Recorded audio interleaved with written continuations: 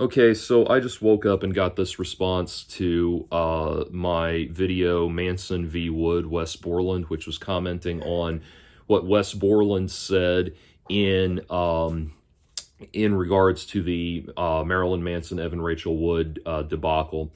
And so go watch that video for a larger context of what I'm referring to. I got this comment from somebody, and I'm going to respond to this. This comment is from someone called Evolved Ministry. To Evolved Ministry, sir or madam, this will not become the basis of an ongoing. This will not become the basis of an ongoing dialogue between us. You are absolutely wholly and completely incorrect in what you say here. And the reason I'm taking the time to respond to this is because in my time as a blogger, I have said things that were controversial. Some of those things I knew would be controversial, and I stand by them. Some of those things were needlessly inflammatory, and I regret saying them. But then there are other things where a person hears what I am saying, comes to the complete opposite wrong conclusion. It is as if you heard what I said, transcribed it, changed all of the words to their exact antonyms, and responded to that rather than what I actually said.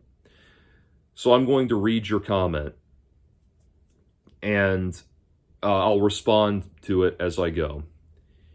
Because what you are doing here is, it's frankly insulting, accusatory, and it is exactly the sort of thing that muddies the waters. This is a comment made entirely from your own ignorance. And if I sound strong and strident in that, it is because that point needs to be very profoundly driven home.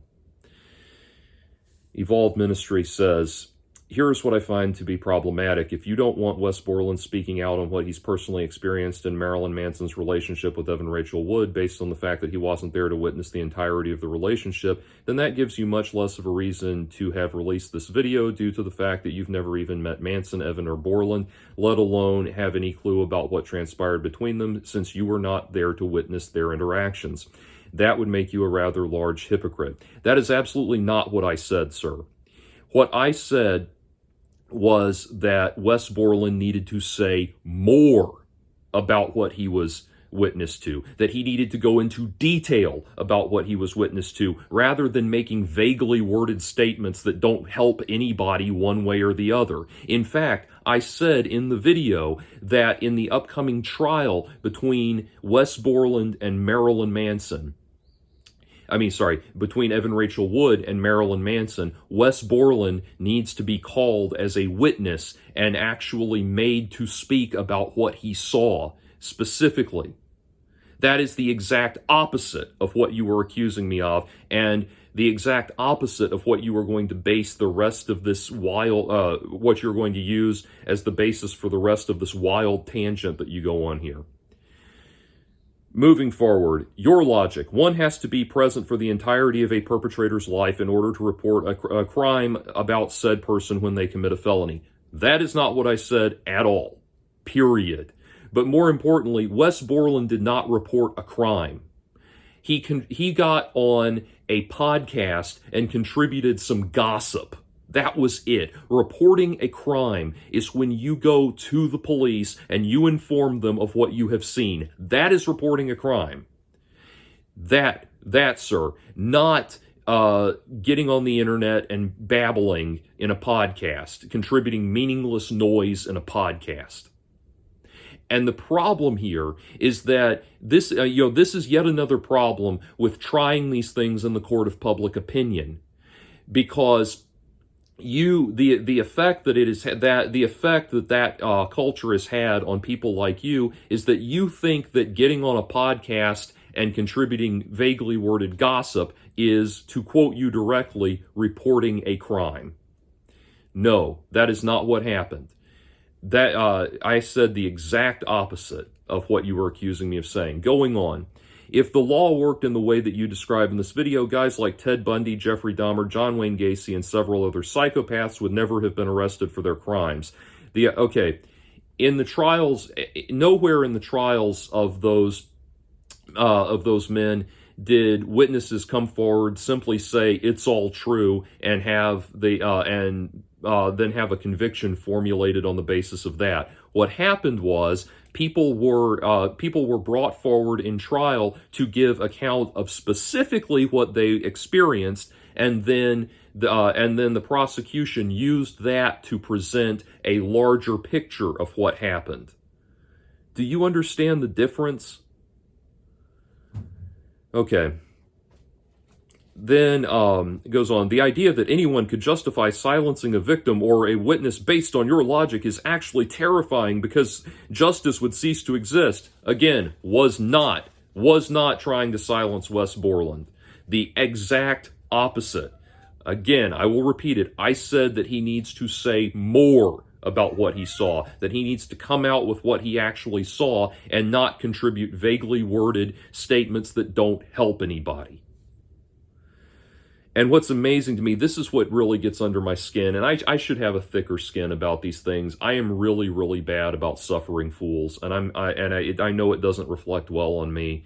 But the thing is, what really bothers me is when not only do you have this completely wrong, pig-ignorant interpretation of what was said, it's not even an interpretation, you're just completely wrong in what you said. Not only are you wholly and objectively wrong about what I actually said, but you take that wrongness and you extrapolate it to this wild extreme.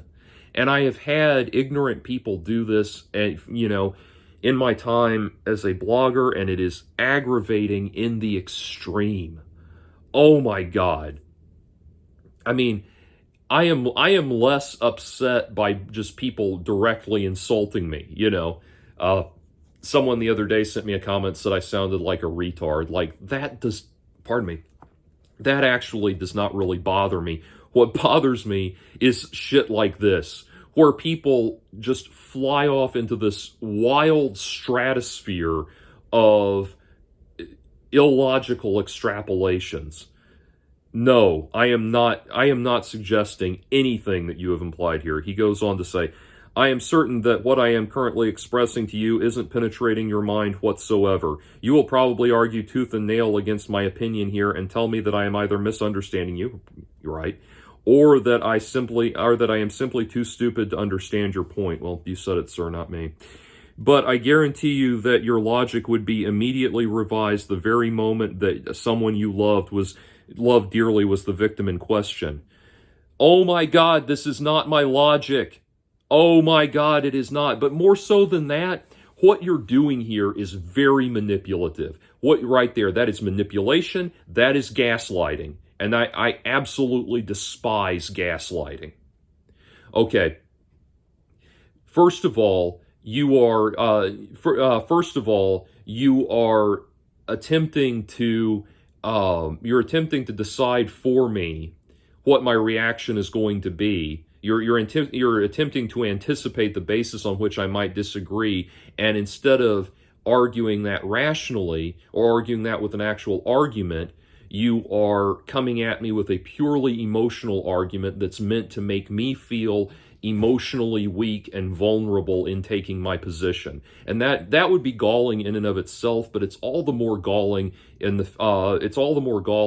for the fact that I did not say what you are accusing me of saying. Anyway, goes on, don't be an enabler. Okay, I'm not enabling Marilyn Manson, and that's something I've talked about in these videos. These videos are contributing to the discussion around Manson and Wood and all of that, but not one of us is functioning at a level that could actually enable or counteract anything that any of these celebrities are doing. This is all discussion at a very low level that does not reach up to them. Anyway, goes on to say, and just so you know, 11 other women have come forward, including more personal assistants, friends, and people who were there to help foster Manson's career, like Trent Reznor. But I am certain that you will have more excuses as to why your opinion of Manson's abuse of his victims is more relevant than their firsthand experiences. So you're making yet another assertion, which is the idea that I would be trying to say my opinion is more relevant. I am giving you my opinion. I am not presenting it as being further up a hierarchy of relevance in terms of how we are discussing this matter. Again, quite the opposite, as I have made clear in that video and others in this series. This is all discussion around the topic. None of us rise to the level of having any actual impact on the subject at hand. Direct impact on the people at hand, I should say. At best, we can influence how the discussion occurs, but that's it. Anyway, also, as I have tried to make clear, the videos in this series are being done one topic at a time. I'm going to get to everything, or at least everything that I think is relevant to the discussion. So these things are happening one topic at a time. In previous incarnations of my commentary, I would do like an epic 4 or 5 hour video where I just did everything, every single piece of information in one big fat video. I'm not doing that in this case because I want to take the time to be methodical and logical and well thought out in everything that I'm saying, and allow people to digest one topic at a time. Anyway, so as far as the 11 people that have come forward, so that's actually a little bit of a misnomer. Certain people that have come forward weren't actually coming forward to report personal abuse. For example, one of the women that is counted as the among the 11 women that have come forward is a woman who reported to the press that she once heard Marilyn Manson make a joke about having a quote-unquote rape room in his house.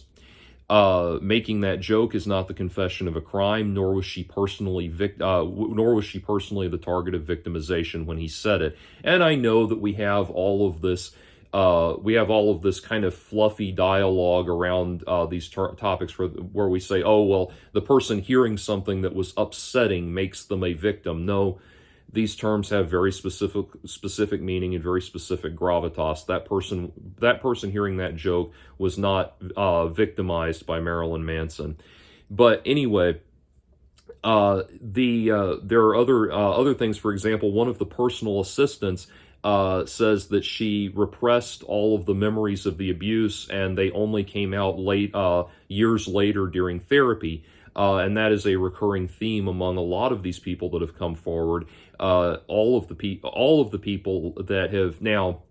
I want to say this with the clarification. This is based on my research, my personal research into what is said in the Phoenix Rising documentary and what has been said in the press by these women that have come forward. Apparently, none of them categorized what happened as abuse until years later. And one of the main thrusts of the Phoenix Rising documentary is that on average, people take 7 to 10 years to understand that they've been abused, which is, I believe, identifiably pseudoscientific nonsense. I did another video about the Phoenix Act itself that talks about how that specifically does not help victims and actually works against the process of justice. But anyway, so those are all topics that I'll get into in later videos. But then the person goes on to say, Wes Borland literally was the guitarist of Warner's band and got to see how Warner treated groupies, girlfriends, fans, and random people. Who are you to say that what Borland says is problematic, especially when you never had a singular interaction with Borland or Warner? I will say it again for you, sir. I was not saying that Borland ought not to come forward. I was saying that he ought to come forward and say things that are actually substantial. Say something that we can actually use rather than vaguely worded comments like, it's all true. Finally, the person says, I would love to hear your response. Well, you're getting it. The person finally says, additionally, Warner was even reprimanded by his manager for having possession of a video where he beat, urinated on, and raped an underage groupie in front of Andy Dick and other well-known celebrities. In fact, Warner himself fully admitted to this fiasco in front of Jon Favreau and Daryl Hannah. Can't be lying now, can they? Wrong! Wrong, sir. You are completely and totally wrong about that. And what you said tells me that you got your information from a highly biased source. That is completely and objectively wrong. That last statement is completely and objectively wrong, and that is one of the main things that Marilyn Manson is currently taking Evan Rachel Wood and Ilma Gore to court about, is that exact statement. The actress in the groupie video was Paula Weiss. She has come forward and said on the record that she was fully consenting to what happened, and she was of age, that she was fully consenting to what happened, that it was staged, and that she was of age, of legal consenting age, well above legal consenting age, when she agreed to be a participant in that video. She has been very consistent about that for years since appearing in the groupie video. She continues to be vocal about that up to this very day. And she has come forward in light of these allegations in person, herself, on the record, to say all of that, that she was a consenting participant and that she was of legal age to do it. And the director of the groupie video has come forward and said the same thing. What you are referring to is a complete and total distortion of reality. Absolutely. You are completely and objectively wrong about that, and that is one of the main things that upon which Manson is basing his lawsuit. So, and again, and now to what you say about, well, why do you believe this person, why would you discount what this person says or what that person says? I'm not discounting what anybody says. But there's more to this than there is more to this than what you are acknowledging. There is objectively more to this than what you're acknowledging. And what happens is that as we look through this, we're going to find that certain people's claims are valid, certain people's claims are bunk. And I've even been vocal in this video series about where accusations against Marilyn Manson are accurate. And I believe I gave some examples of that in the Wes Borland video and also in the video I made after that addressing the comparisons to R. Kelly. So, again, I am just completely blown away by how utterly and completely ignorant anyone could be in this. For God's sake, if you think, okay, I'm going to give you a real simple, just a real simple tool to apply in future interpretations of things in your life, sir. If your interpretation of what somebody has said is causing you to go off in a wild, bizarre tangent about the dire apocalyptic implications of what they've said, you have probably misinterpreted what they are trying to say. Just work with that. Now, like I said, this is not going to be the basis for any kind of ongoing dialogue between you and me. What I am expecting to happen next is that you will double down on your position. You will completely ignore and misunderstand everything that I have said here, and you will say something that is even more ridiculous, at which point I am going to make a personal commitment to not further engage with you and block you from further commenting. You are completely wrong. Completely, totally, and demonstrably wrong in your interpretation. And I hope that you can come to an understanding of that. Because this kind of ignorance that you have put forward here is completely fostered by the problems inherent to cancel culture, inherent to trying people in the court of public opinion, and everything that the cancerous plague that social media has devolved into. I will summarize briefly for you. I was not suggesting that Wes Borland ought not to come forward. I was suggesting that he should come forward and say what he has actually personally witnessed so that it can actually be properly evaluated. Furthermore, I said that he ought to offer that information to law enforcement, not simply make vaguely worded statements on a podcast that don't help anybody. I also went on to say that he ought to offer his testimony as a witness in the upcoming trial between Marilyn Manson and Evan Rachel Wood. That is the exact opposite of what you are accusing me of saying here. The exact opposite. And there is absolutely no room for disagreement on that matter, sir. If you cannot comprehend that, then you need to sit with what I have said here and just keep working it until you finally understand it.